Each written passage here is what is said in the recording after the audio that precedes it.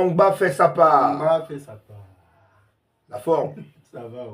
D'accord. C'est reparti pour un nouvel échange. Ah, oh, on est parti. Nouvelle inspiration. En tout cas, je sens quelque chose là.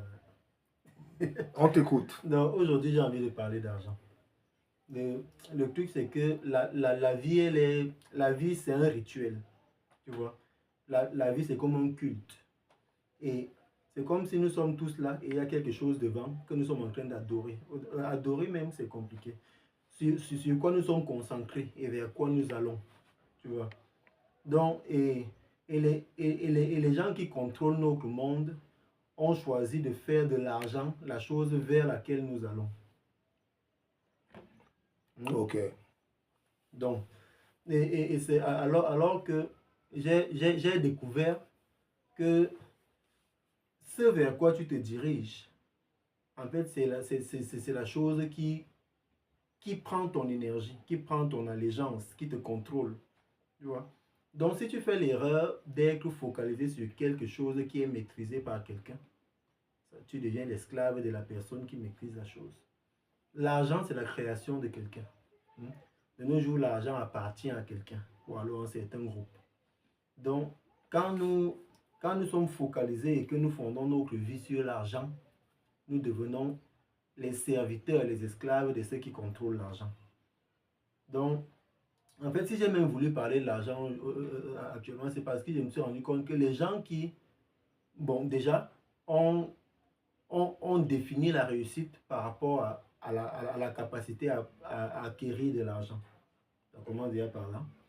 Et les gens qui réussissent à acquérir de l'argent, ils pensent que qui sont les mieux placés pour conseiller les gens dans la vie. Voilà, donc tu peux voir ton oncle ou ton grand frère qui est aisé dans sa vie.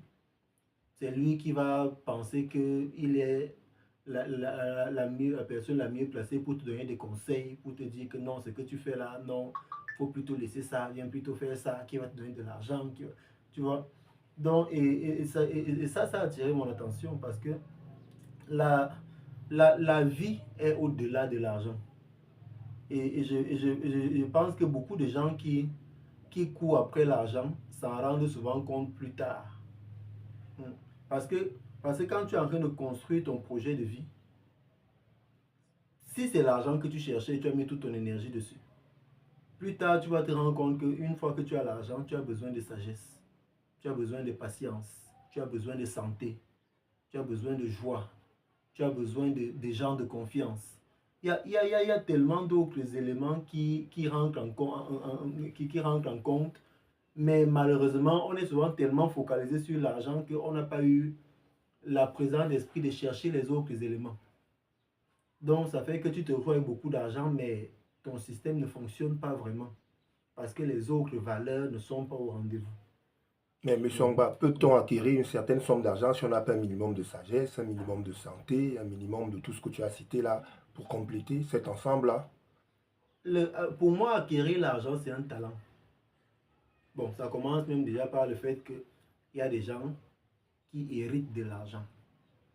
C'est-à-dire qu'il y a même beaucoup de gens héritent de l'argent. Ils sont dans un système où il y a de l'argent. On dit que c'est l'argent qui appelle l'argent.